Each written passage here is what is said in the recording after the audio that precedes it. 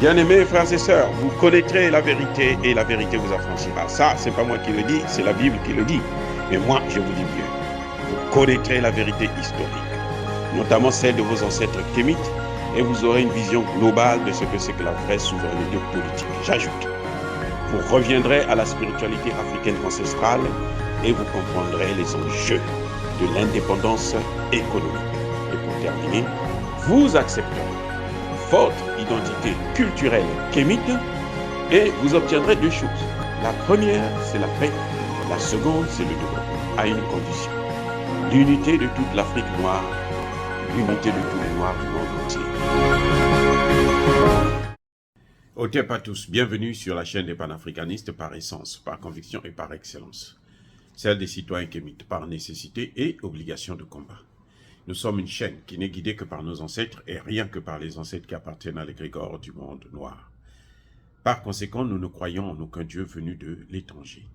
Toutefois, cette vidéo n'est aucunement destinée à inciter à la haine ou à la violence. Car nous menons un combat qui est d'abord et avant tout spirituel, intellectuel et démocratique. Ensuite, il est politique, géopolitique et géostratégique. Contre l'impérialisme, le colonialisme, le néocolonialisme et l'endocolonial, qui sont tous qualifiés de crimes contre l'humanité. Nous menons ce combat sur la base du principe fondamental que nous avons hérité de nos ancêtres kémites, qui est celui de la Mahat, c'est-à-dire solidarité, vérité et justice. Vous êtes donc en droit de connaître la vérité, nous avons l'obligation de vous dire la vérité, rien que la vérité, afin que justice soit rendue au continent africain. Et ça, c'est notre modeste contribution dans cette noble lutte en faveur de la souveraineté, la dignité, la solidarité et l'unité africaine. C'est exactement ça que nous appelons le panafricanisme.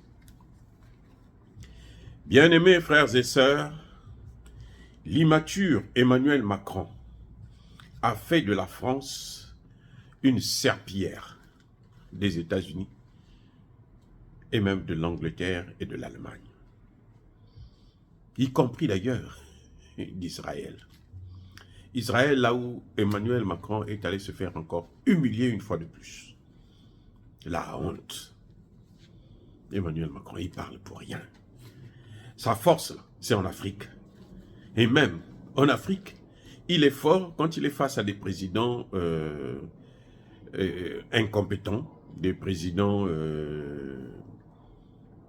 losers comme Tshisekedi.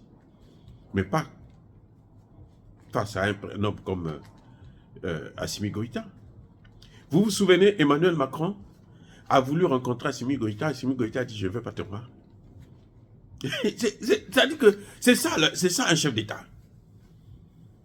Il dit, je ne veux pas te voir, je ne veux pas te voir. Reste chez toi là-bas, imbécile, pauvre con. Va te faire foutre, va te faire enculer là-bas. Assimi Goïta a dit, niet. I don't want to see you in my country. That's it. Fuck you. Ouais. Oui, c'est ça un chef d'État. Quand quelqu'un t'emmerde, tu l'emmerdes aussi. Il te donne un coup, tu lui donnes un coup. C'est pas Tshisekedi qui vient, mon frère. Depuis quand Emmanuel Macron est le frère de Tshisekedi? Mon frère. Non. Donc c'est avec des présidents comme ça qu'il peut faire la grande gueule, qu'il peut se passer pour un homme important. Mais avec nos leaders, avec Traoré, comme Emmanuel Macron a dit, il y aura des guerres, il y aura, le Mali va être morcelé.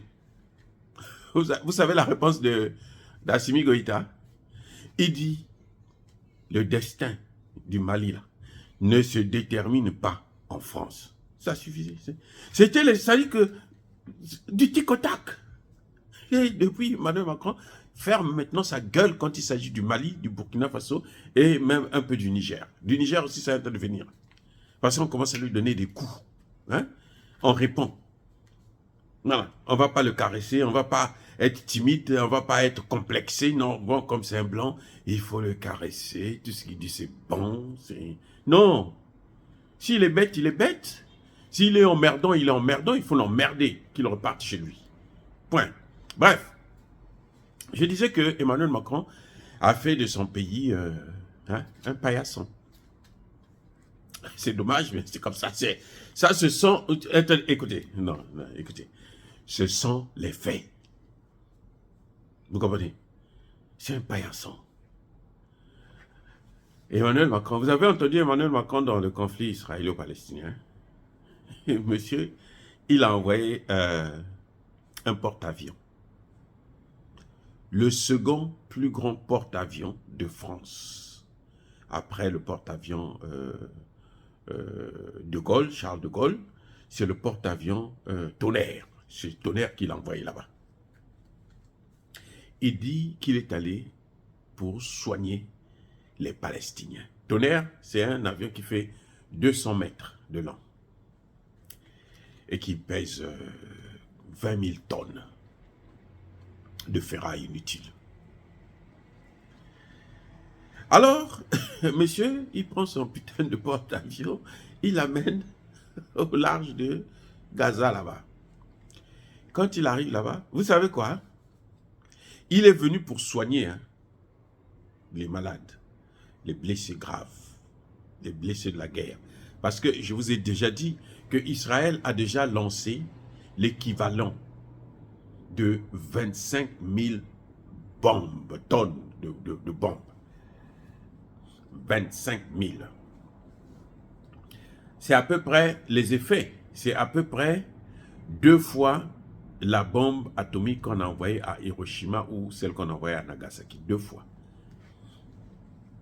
Donc Emmanuel Macron est allé pour traiter les victimes de telles attaques. Je vais vous dire quoi. On compte au moins, au moment où nous parlons là, au moins le minimum 11 000 civils morts. 11 000 morts, sans compter les blessés. S'il y a 11 000 morts, les blessés là, il faut peut-être multiplier par 2. Y compris les enfants et tout. Maintenant, posez-moi la question, que le putain de navire en question des Français là, il a combien de places? Posez-moi la question. Il faut que vous sachiez donc. Posez-moi la question. Je vais vous dire. Il a 4 places. 1, 2, 3, 4. 4 places. 4. 2 pour les blessés graves et 2 places pour les blessés très graves. Bon, maintenant, dans une guerre qui, en quelques semaines, en moins d'un mois, a déjà fait 11 000 morts civils, vous allez vous amener un truc de 4 places. Est-ce que ça a même lieu d'être cité? Est-ce qu'on a même le droit de citer seulement la présence d'un tel navire? Vous voyez? Maintenant, ce qui se passe, c'est quoi? C'est que les Israéliens, pour répondre à Emmanuel Macron, qu'est-ce qu'ils font? Eh bien, ils bombardent l'Institut française qui se trouve à Gaza. L'Institut français, je vais vous dire c'est quoi? C'est une partie de l'ambassade de France. C'est le territoire français à Gaza. Et c'est ce territoire-là que Israël a bombardé. Voilà. Maintenant, qu'est-ce que vous allez faire? Si vous n'êtes pas content, vous réagissez, vous voulez nous faire la guerre. Nous, on vous fait la guerre, on vous détruit. Il n'y a pas que ça. Et les bureaux de l'AFP, Agence France Presse, les bureaux de l'AIC, à Gaza, ont été aussi pulvérisés par les bombes. Et vous savez quoi? Le ministre des Affaires étrangères qui envoie un mot au gouvernement français pour dire « Nous, on a bombardé votre putain d'ambassade, on a bombardé l'agence France Presse. Maintenant, faites ce que vous voulez, taisez-vous. » La ministre française qui fait la grande gueule en Afrique, là, vous savez ce qu'elle a fait? Madame qui, tout son temps, tous les jours, n'hésite pas d'insulter les Maliens, les Burkinabés et les Nigériens. Qu'est-ce qu'elle va dire à Israël? Elle va demander à Israël, eh mais s'il vous plaît, expliquez-nous un peu pourquoi vous avez fait ça. Vous n'avez pas pitié de nous les Français? On est déjà châtiés par les Africains dans le Sahel. On nous donne des coups de pied dans le cul. Et puis maintenant, les Américains nous écrasent. Ils viennent, ils sautent sur nous. Quand ils veulent sauter, ils nous prennent, on devient leur piédestal. Et quand ils descendent, eh ben, nous, on doit amortir leur choc. De grâce, dites-moi au moins pourquoi vous avez fait ça. Israël n'a pas répondu. Et madame dit, c'est incompréhensible. Je suis étonné que les choses pareilles arrivent. Oui, quand on est une puissance déclinante qui a passé tout son temps à persécuter des innocents africains, c'est ça qu'on mérite. Et ça ne fait que commencer. Hein. Le malheur de la France, là, ça ne fait que commencer. Oh, non, non, non, non. Vous n'avez pas compris. Je dis, hein, le malheur de la France ne fait que commencer. Ça va s'aggraver, ça deviendra encore plus sérieux bientôt. Emmanuel Macron, il invite le monde entier en France. Vous allez voir, les Africains vont courir. Je vous garantis. Ni Xi Jinping, ni Vladimir Poutine, ni Joe Biden ne vont aller à Paris. Il organise un sommet pour la paix au Proche-Orient intitulé « Construire ensemble dans un monde de rivalité ». Un vieux pied, bien sûr, mais bon, il faut le laisser délirer quand même. Au moins, il a le droit, au moins, de délirer. Ça, c'est son droit le plus absolu. Construire ensemble un monde de rivalité. Dans un monde de rivalité. Il va construire quoi? Le problème entre Israël et la Palestine, c'est déjà résolu par les Nations Unies. Aujourd'hui, là, il faut mettre en place, il faut expérimenter, il faut, comment dire, réaliser. Il faut appliquer la résolution des Nations Unies qui demande à ce qu'il puisse avoir deux États. Un État palestinien et un État israélien. Voilà ce qui va apporter la paix. Donc, nous appeler pour dire construire ensemble, il va appeler ceux qui seront là, ce sont les chefs d'État africains, bien sûr, parce que bon, eux, ils n'ont rien à faire chez eux, donc ils n'attendent que des occasions comme ça pour venir montrer leur putain de veste, des vestes qui sortent des trous de cafards ou de rats. En France, c'est tout. Il n'y a rien de bon. Vous n'allez pas, je dis bien, vous n'allez pas voir Joe Biden là-bas. Qu'est-ce qu'il va? Il ne peut pas aller s'asseoir avec Macron pour régler un problème sérieux qui concerne les grands. Je vous ai jamais dit ça. Vous savez quoi? Le général de Gaulle, le fameux général de Gaulle, le putain de merde là, qui a tué beaucoup d'Africains. On vient, on le sauve, et après on demande seulement notre salaire, on nous tue nos parents. On les a canardés. Génocide, ça c'est ce qu'on appelle génocide. Crime contre l'humanité. On les a massacrés. Le général de Gaulle lui-même qui a donné l'ordre. Bref. Ce général de Gaulle, ce criminel-là, hein, c'est en Afrique qu'on avait peur de lui. Lorsqu'il a eu les grandes réunions là, celle de Potsdam, là, on a chassé le général de Gaulle. Il y avait Staline, Churchill et Roosevelt. Voilà les trois qui ont réglé les problèmes du monde, les trois. De Gaulle n'était pas là. On a dit à De Gaulle, va te faire voir ailleurs. Va en Afrique t'asseoir là-bas, va danser en Afrique. Ici, là, on ne veut pas te voir. Interdit. Quand on a pris les grandes réunions là, même pour la création de l'ONU, De Gaulle n'était pas là. Il commençait à chanter partout, le machin. Ce sont les Africains qui sont venus le sauver encore une fois de plus. À cause des Africains, De Gaulle a eu la place au Conseil de sécurité. Sinon, il n'aurait même pas à voir ça. Et puis, ils sont là à nous faire la gueule tout le temps. On nous emmerdés.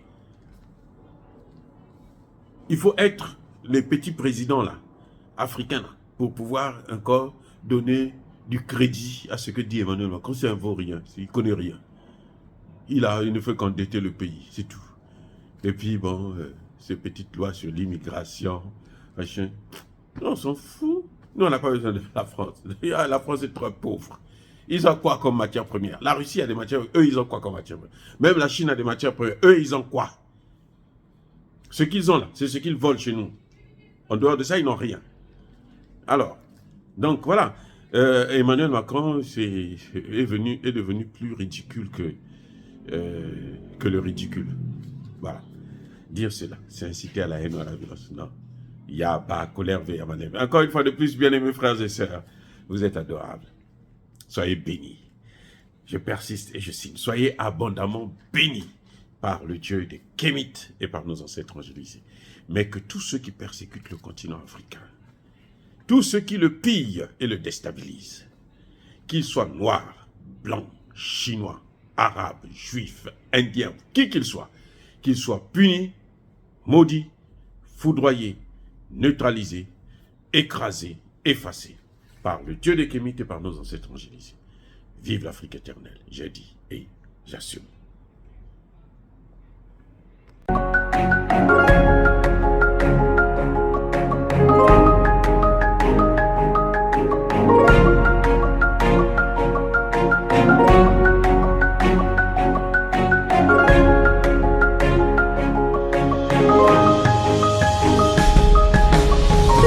Eux, ils marchent par la foi et non par la vue.